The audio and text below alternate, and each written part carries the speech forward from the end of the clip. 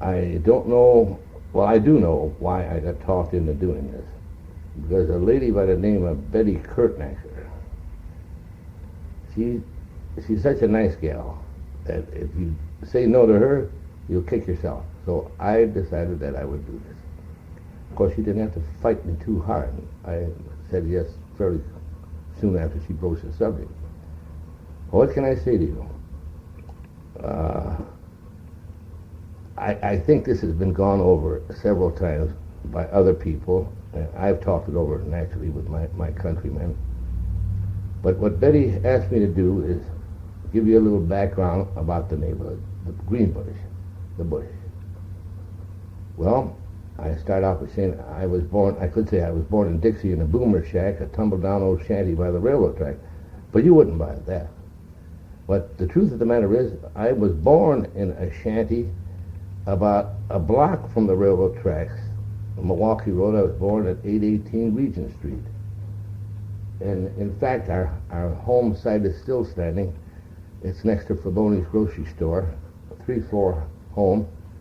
And that was, I don't remember the old house because I was too young.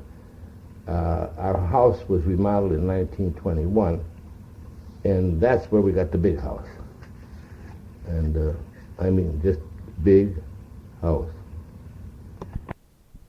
Well, ladies and gentlemen, and fellow classmates, since I last saw you, I would be, if I come up to you and I ask you who you are, don't be scared. Oh, the hell with that. I'll keep on going. Now, where our house was across the street from the Triangle Project, where most of us lived. Mostly Sicilians, but something Betty said for me to say was a lot of people don't realize this. There were a lot of Albanians. No, that's quite a thing. We all said we were Italian, but the truth of the matter that 95% of us were Sicilians, but part of the Sicilians were Albanians, and my heritage goes all the way back to Albania. And I was in my mother and father's hometown in 1975 and 76, and people are still speaking our language, Albanian. They can't speak Italian too. They learned that in school, but their native tongue, that my father and mother taught to me, was Albanian. Now here's the way it came about. A fellow that we walked with one night and talked with several times explained that in 1480 the Turks invaded Albania. Some people got into the hills, and some people went in open boats across the Adriatic Sea. You can imagine what a trick that must have been. And that's my people. Who the heck knows? My great-great-great-great-great-great-grandfather and mother. Well, I don't know that. And as the legend goes, they brought with them a statue that was mounted on a pedestal type thing with handles sticking out so people could put it on their shoulders and carry it. Legend says that they walked, when they landed, they walked and walked and walked, and all of a sudden this thing got real heavy, and the men carrying it couldn't carry it any further, and there's where they built their church, and it's still standing there from way back then. Shumbria Ditria, that's the Blessed Virgin is what it is. And, well, you can take that any which way you want. So that now you know where the Albanian part came from. Our names are Sicilian-Italian, Prisi, Skiro, Stasi, Kremli. Of course, if you say Prisi, Kusha, you say Prisi in our neighborhood, and you can gather up most of the Albanians because they're intermarried with the Kushas and holy Toledo. You know, a nice thing, the Prisi family, and it was Sam Prisi who used to be in school with us years ago. He organized a picnic many years ago for the relations, and today they have it at Marshall Park there near Middleton, and they have had as high as 350 people, and they're all related down the line. Holy Toledo. Well, everybody, the idea years ago was that you married an Italian girl. We'll just for the sake of the discussion. And when our parents finally got over the shocks and a few of the guys started marrying the different other girls' nationalities, then it was mean for a while. In fact, geez, this is going to be a This Is Your Life, Vito Paratore, you know. I went with a girl that was Irish. I was about 15. And my mother found out about it. And my honest as I tell you, my mother got down on her knees and cried and begged me not to go with her. Well, on the other side of the coin was when I used to go up to the Hawley household, I was not allowed in the house because I was Italian. If that isn't a dandy. But I'll tell you what, this girl I was going with was a lovely girl. God, I was in love with her. Jesus. That's enough of that. Well, anyway, getting back to the neighborhood. You take Regent Street, you take Washington Avenue, and Park Street, naturally, that's the triangle. And other Italians lived beyond Washington Avenue on the other side. I think Gwinnett Court and a few other places there. That was so far away from where I lived that we used to call it the other side of town. You know, we used to just be, you know, strolling around, nothing to do, and somebody said, "Let's go to the other side of town." We go over to Washington Avenue. How dumb. And then if you come back to Park and Regent and you go down the block towards the viaduct, that was almost all, in fact, they weren't. They're almost all Albanian. And Spring Street, they were interspersed, but the majority were Albanian. And then, of course, I got to tell you a little something that I think is relevant.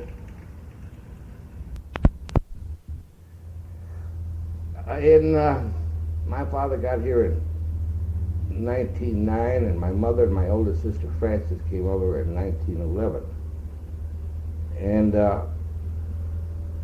3 years after my father got here, a few of the Italians got together. My father was one of the founders of the Italian Workmen's Club.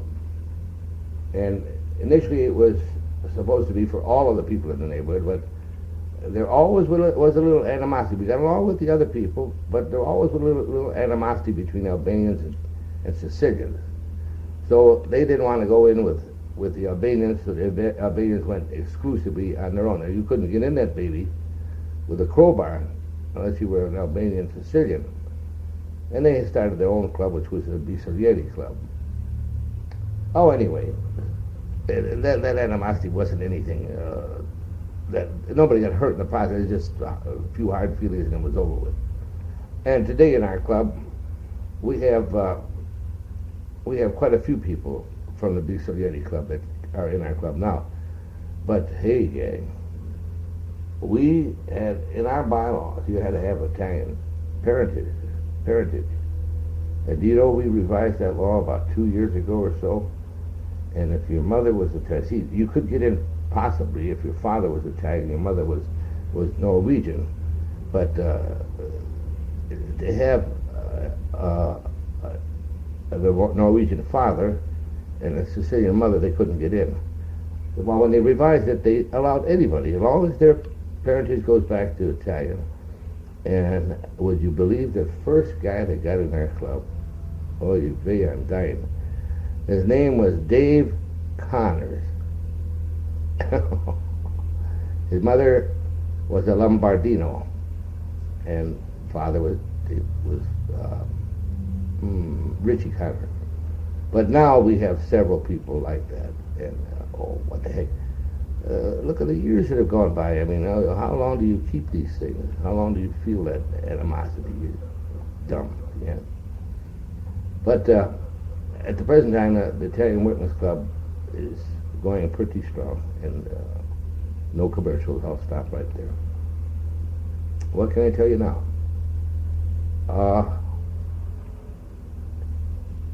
In that area, there were a lot of people sold their wine.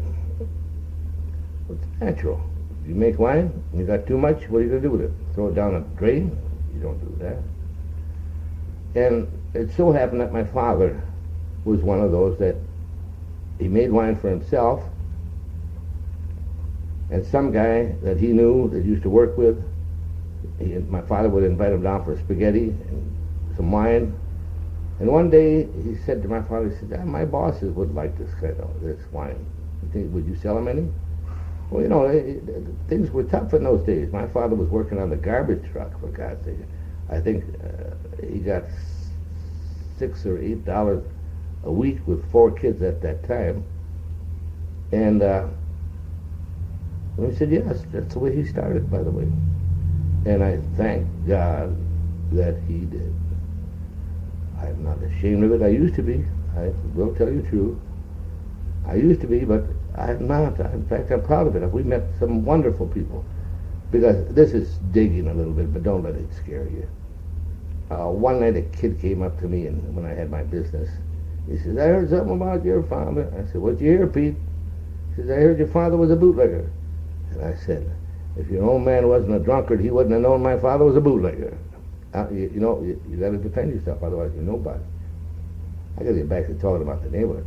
Now, what they did down there, the families, they all were in the same boat relatively. But they had great big families, as you well know. But it was decent. It was decent. I've talked to several people that used to come in there with the gas company or the Milkman or the this and the that, and they tell me they never had any trouble at all down there. In fact, they were wonderful. Well, it was true.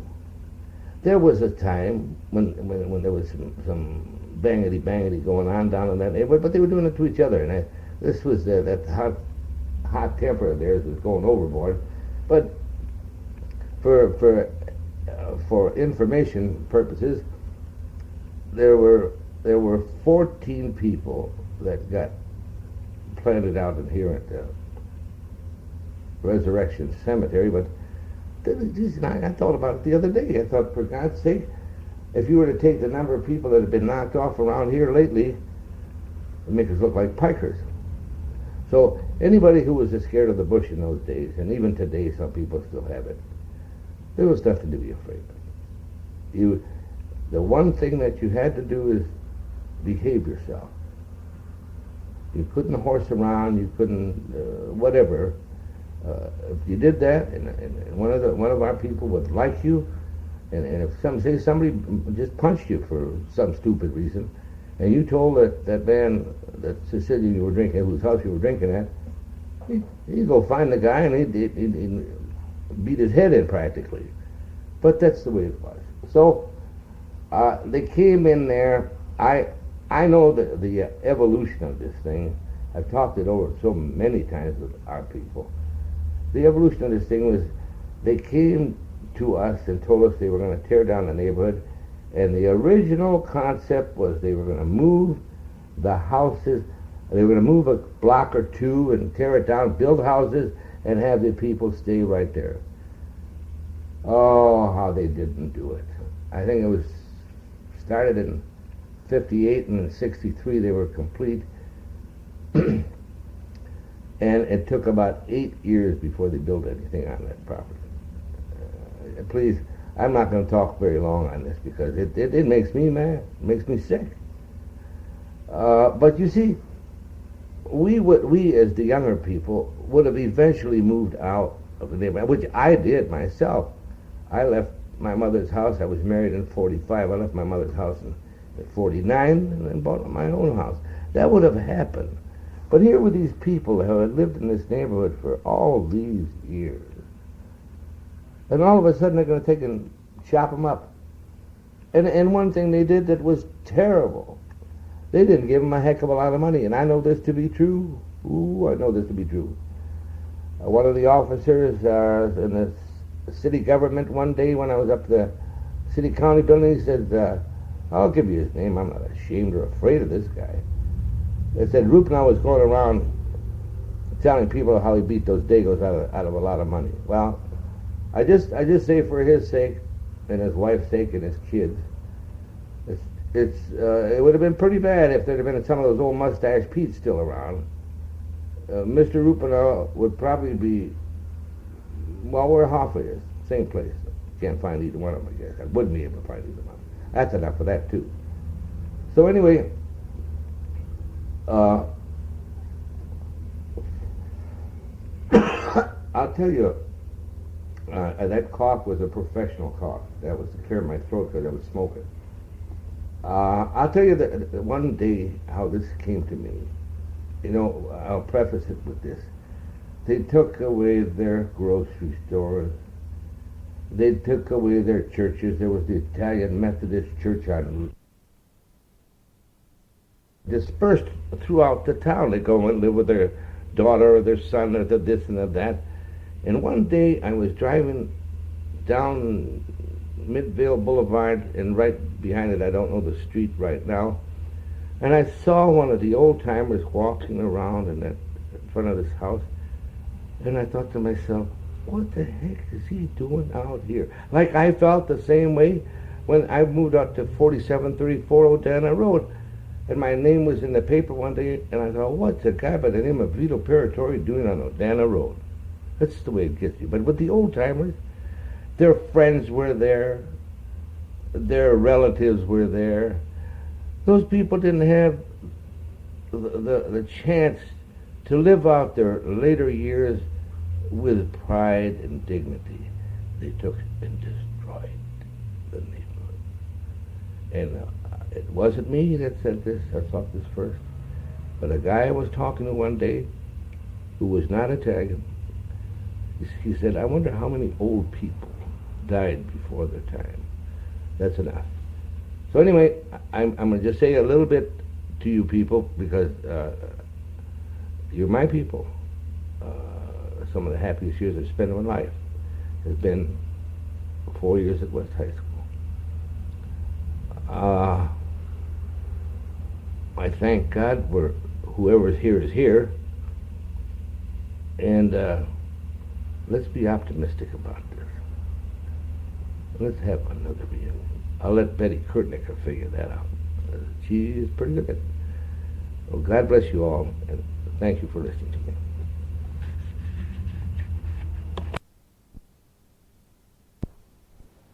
Well, here we go again. That terrific lady, Betty Kurtenacker, dropped this cassette off for me to add to it. So stand back and we'll see what happens. She said I should talk about the churches in our neighborhood. The majority of the people in the neighborhood went to St. Joseph's Church. And then, I don't know exactly when it started, I'd say in the 20s, the Italian Methodist Church was formed. The thing about the people that went to Italian Methodist and the people that went to St. Joe's, we were friends. We were friends all the time, relatives. And there was always that bit of rivalry between the two churches, and I for many years didn't think very kindly about our people going to Italian Methodist Church. I was Catholic going to St. Joseph's, and I also went to St. Joseph's School. And for years I just didn't really know why it happened. And jeepers, criminy, one day I'm talking to a friend of mine, a woman that's my age, raised together, raised in the same neighborhood. And I said, Mary, I said, why is it that the people went to Italian Methodist Church? Here's what she said. She said it was a matter of having something to eat and having some clothing. And the reverends over there were doing the job. The guy that I remember quite well was Reverent Faroni. He got these people jobs when he could do it, and he got them food, got them clothing, helped them to get their rent paid for, or their upkeep, or whatever. And this was a basic need that was filled by the Italian Methodist Church. That's why they went there. This is relatively what Mary Messino told me. Well, you know, I'm going to explain that the people in our hometown, which is called Piano dei Greci, plain of the Greeks, actually put it. But our language, incidentally, is similar in a lot of respects to Greek. Don't ask me how that happened, I don't know. And the churches that they had were Greek Orthodox, Byzantine rite, and they later got into Catholicism, and most of them got into Catholicism when they came over here. And there's your reason for St. Joseph's Church.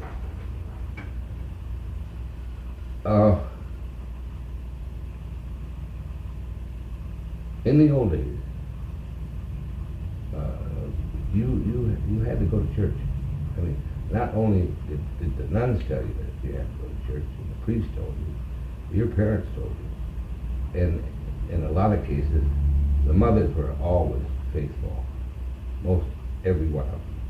And the fathers were, whenever they felt like, type Catholics. My father was one of them. But I thank God for that too. I wouldn't want it any other way. It was good teaching, strict discipline, and when you got out of there, you knew something. And I can tell you this: in English, I could diagram the sentences in grade school. I enjoyed it. I didn't have to worry about my English through high school and my 2 semester starts in university. That's how well I was taught. Tribute to the nuns. Oh, well, we'll get away from that.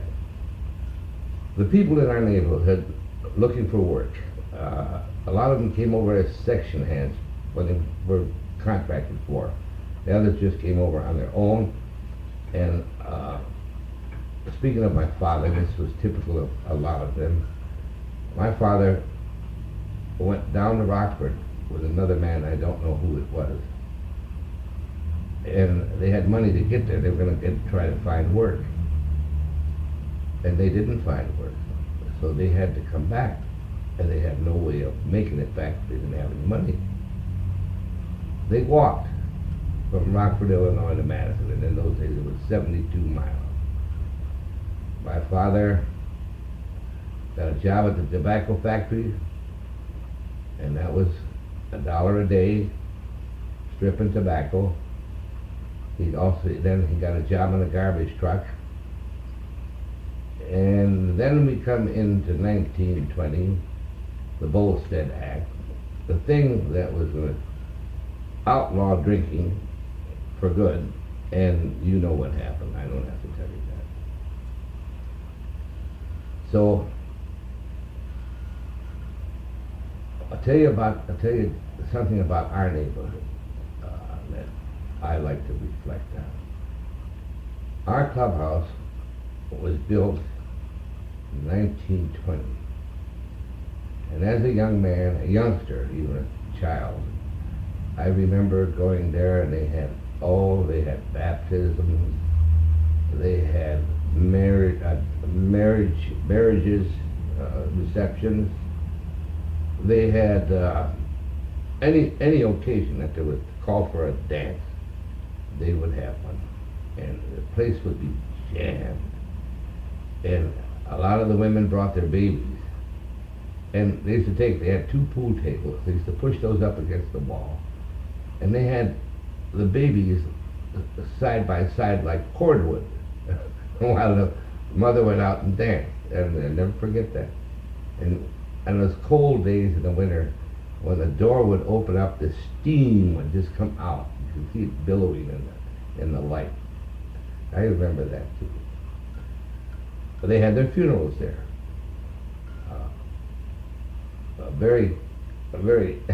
shouldn't be so sacrilegious about funerals, but in the ritual, they always had a man appointed by the club that gave a speech about the man whoever it was, especially the man that died.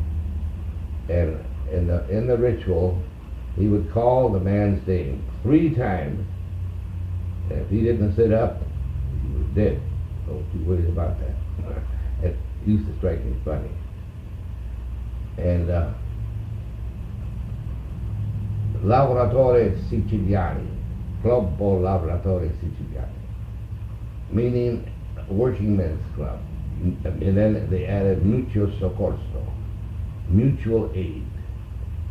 And it was founded with giving people some money when they were sick and contributing to their funeral expenses. A mutual aid society, that's what the origination was. It was formed in 1912. In fact, this year coming, we will celebrate our 75th anniversary. Our club is the longest chartered club in America. Now that's something. I'm sure there are a lot of other ones who were founded, there are other organizations founded before then or whatever, but a continuous charter. We have had the longest continuous charter, and that's something to be proud of.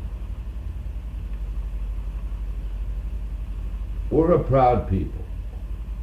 We're a proud people. And a trait that we have, they talk about volatile personalities. We are.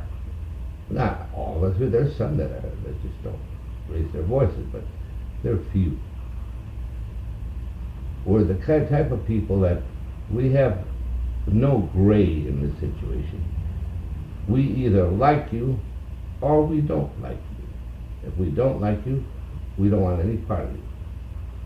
Trying to get out of the way. They like you, just to hear, and I found this in myself, just to hear somebody's name and it sounded Italian to you, you're going to go over and introduce yourself and try to do something for them. I've felt that way all my life. This is the way we are. I like our people. What the hell? I like the rest of the people in America, but I've still got that feeling. Now I don't know how long this tape is going to go, but I'm going to take a break here for a moment, and I'll be back. The thought just came to me that when Betty talked to me about doing this thing, I thought I was doing it for the West High class of '36, and then I realized that it wasn't the class of '36. So my references to the class of '36, we'll just discount them and we'll continue from here. All right. Things have changed in the neighborhood.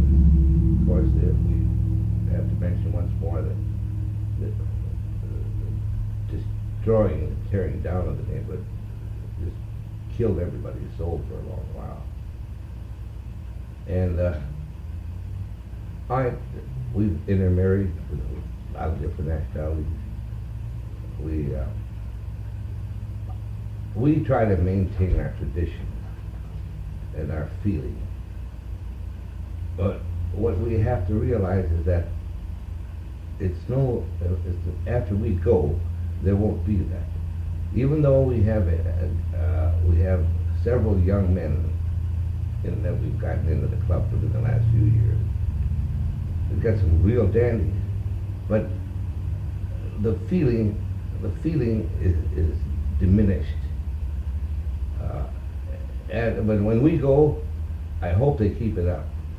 But I wouldn't bet on it now. Seriously, wouldn't bet on it. I feel that we've maintained our community spirit longer than most any other group, ethnic group. That word ethnic bothers me a little bit. I'm not ethnic. I'm an American. I'm an American Sicilian. I'm an American Sicilian Albanian, and that's enough of that. This transition was bound to come, but the very fact that these people came over with nothing, and they accomplished quite a bit. I'm glad my father caught the boat. We have our memories. We have still some functions in our club. where we can see each other instead of see them at a funeral parlor. We have our spring dance, when we have our Columbian dinner that we just had just recently.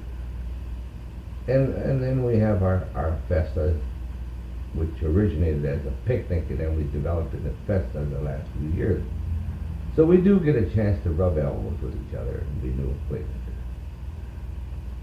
There's an awful lot of warmth comes from those things. I had the privilege of being the Columbian of the Year last year, and I can say that it's the nicest award I've ever received in my life. And I don't know why I put that in there. I could have just as well left it off, but I'm feeling that way. That's why I said it.